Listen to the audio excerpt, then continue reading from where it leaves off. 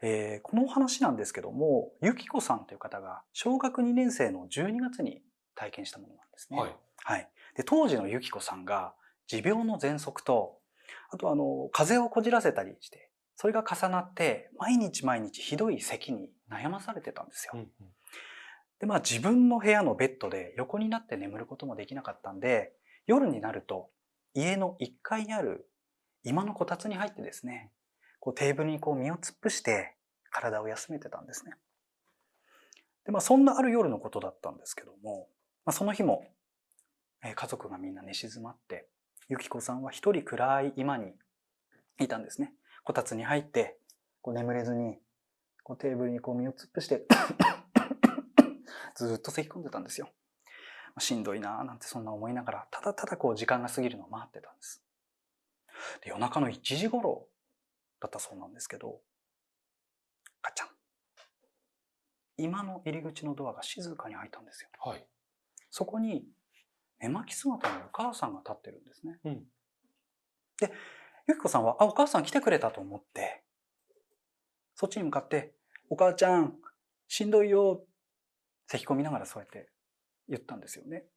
すると、お母さん黙って部屋の中に入ってきて、ゆきこさんの横に立ったんです。で、しばらく黙って見下ろしてると、外の空気を吸えば良くなるかもしれないね、って言ったんです。はい。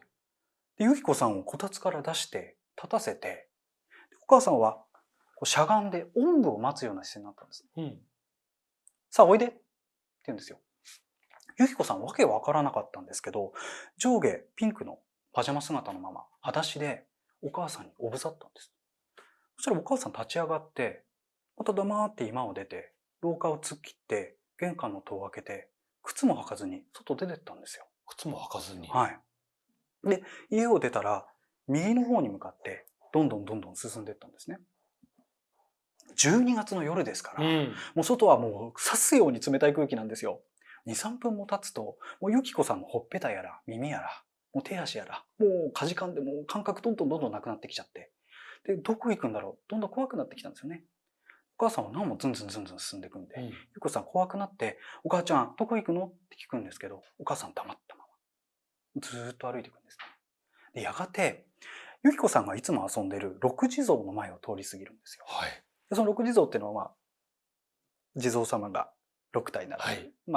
地元の人が六地蔵って呼んでる場所だったんですけど、そこを通り過ぎて、やがて、観音様のお堂っていうところにたどり着いたんです。で、その周りには、無縁仏が山ほどあるんです。で、さらに奥には、墓地が広がってるんですね。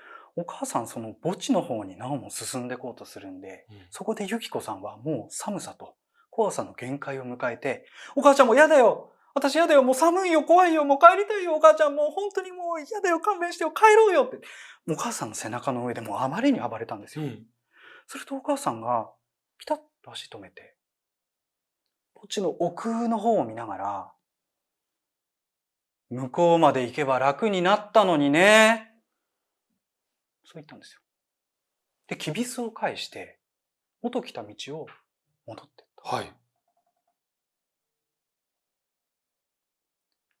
雨雨降れ降れ母さんが、茶の目でお迎え嬉しいな。お母さん急に歌い出したんですよ。はい。ピッチピッチチャップチャップランランラン。雨雨降れ降れ母さんが。お母さん帰り道に繰り返しその歌を歌ってたんですよ。ゆきこさんはわけがわからなくて、でも背中から降りることもできなくて、もうきつく目を閉じて、ただただ心の中で、お母さんの気が変わりませんように、家に帰りますようにってずーっと繰り返し念じてたんです。やがて家にたどり着いて、お母さんまた玄関から家の中入ってったんです。で、上がりかまちのところにゆきこさんを下ろしたんですよ。で、またしばらく黙って見下ろしてると、外へ出てった。一人取り残されたゆきこさんは、もう寒さと疲れで、もう体中の力入らないんですよ。でも、持てる力振り絞って、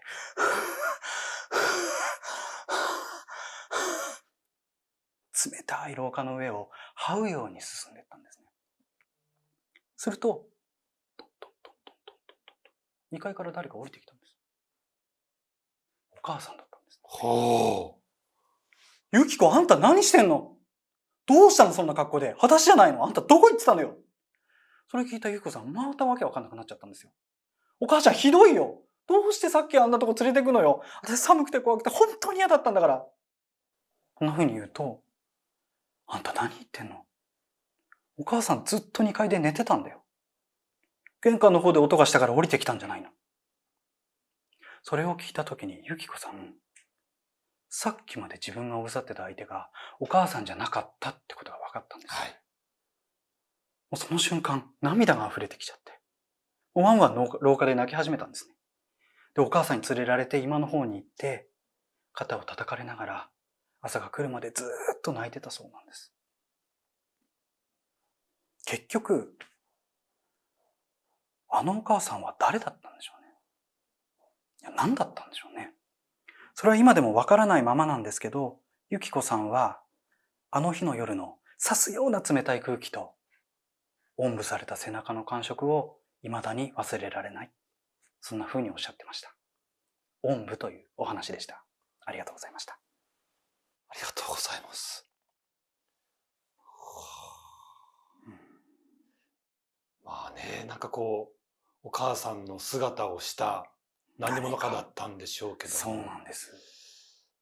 一体何だったんでしょうね。そのままね、はい。ユキコさんが抵抗しないでお墓の奥まで行っていたらどうなっていたんだろうかなっていうね。そうですね。そう考えると怖いですし、ただ、引き返してるんですよね。うん、家まで送り届けてるんですよ。はい。そういったことも含めて、一体何だったんだろうなって思うんですけどね。あと帰り道にずっとはい。あの歌を歌っていたっていう歌ってね、その歌の意味もね、よくわからない。わからないんですよね。これ私の知り合いにこの話聞かせたんですけはい。ど、一人は産め的なものだったんじゃないか。その、子供を亡くしてしまったお母さんの、その成仏できない魂だったりが、そのユキコさんを連れてこうとしたんじゃないかっていう話、そういう解釈をした人もいましたね。ちなみに、はいお手元さんの解釈だとどんな風に思いました、この話。そうですね。これも、とある方から聞いて、なるほどなと思って自分の解釈に近かったんですけど、例えばですよ、はい。ユキコさんの、ご先祖様の霊ですとか、守護霊とか、そういったものがあまりに辛そうなユキコさんを見かねて、楽にしてあげようと、あちらの世界へ連れて行こうとしたんじゃないかなとか。いや、僕もちょっとそっちそうですかをすごくこう考えたりも。やっぱりね、もう本当にこう小さなね、体、ね、なのにもう毎晩ね、そんなもん寝れなくって苦しいじゃないですか。そうですね。それを見かねたご先祖様が、だったらもうこっちに来たら楽になるんだよっていうことなんだけれども、でもやっぱり抵抗して怖いって言ったから、じゃあやっぱりっていう風にしたのかなっていう。そうですね。僕もう一個思ったのが、死神っていう風にもちょっと思ったんですね。なるほど、なるほど。で、死神って、もう全世界共通のそういう存在って何かあるじゃないですか。で、やっぱりこう怖いイメージ、人をね、死の世界に連れて行ってしまうから死神だって言って怖いと思うんですけども、でも神様なんですよね。そうですね。確かに。だからもしかしたら、死神ってすごく怖い存在ではなくって、もしかすると生きてるこの現状の方が辛くって、亡くなる世界っていうのがもっと楽な世界で、楽しい世界だから、そっちに導いてくれる神様。だから怖い存在じゃないのかもしれないとかね。さすがですよね。いやいや、なんかそういう解釈も最近ある中で、だから、とてもそんな辛いんだったら、っていうことで行こうとしたんだけれども、でもやっぱりまだ若い、生きたいという気持ちがあるんだったら、ってことでこうまたね、現世こちらの方に返してくれたのかなとか。なるほど。ただやっぱりどう考えても歌だけはわからないですよね。そうですね。例えばそのご先祖様だったりという解釈だとすると、怖がってるからあやしてあげようとしたのかなとか、そういうふうにも取れるとは思うんですよね。あとはやっぱこうね、昔から言われているはい。魔物説。やっやっぱこうね、向こうの世界にこうね、連れてっていってしまう、はい非常に怖い存在なんですけども、はいその魔物っていうのは、やっぱりね、さっきの映画の時もありましたけど、はい僕らが一番油断する姿や形、声をね、真似する。はい。だけども、どこかコピーしきれずにおかしい部分があるってなるほど、話があなるほど。るんですよね。で、今回で言うと、裸足っていうね、そうですね。外なのに裸足って違和感がある、そういう部分とか、ああとは同じ歌をループで繰り返し歌うっていう何かそのね、うん気持ち悪さ。どこか人間になりきれてない部分というか、確かにそういう解釈も。なんかその辺もこう感じるし、なんかそうですねいろんなこと考えちゃう話でしたね。そうなんですよ。なので本当にたくさん解釈教えていただいたりして、自分も未だにこう答えは見つかってないですし、体験者の方も分かってないんですけども。いや、手元さんの話し方がすごくこう、はい。丁寧だし、ありがとうございます。すごくこう真摯にこう話をされるから、なんか、あすごいこうなんか、なんでしょう、めちゃめちゃ情景浮かぶっていうか、今自分自身もなんかおんぶされて、はいお墓の方になんか連れかれてるみたいな感じになって、りがとうございます。すごい怖かったんですよ、ね。それを言っていただけると。やっぱさすがお上手でした。